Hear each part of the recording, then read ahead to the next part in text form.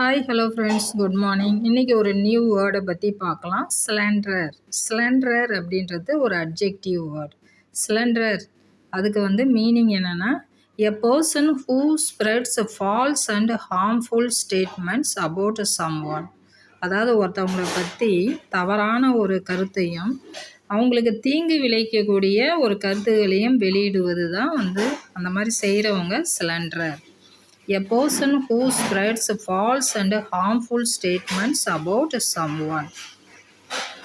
ஒருத்தவங்களை பற்றி தவறான ஒரு கல்யாணத்துக்கு மாப்பிள்ளை பார்க்குறீங்களா?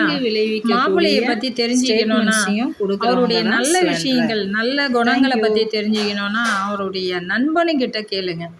நண்பன் எப்பயும் தன்னுடைய நண்பன்கிட்ட இருக்கிற நல்ல குணத்தை தான் சொல்லுவான், கெட்ட குணத்தை சொல்ல மாட்டான்.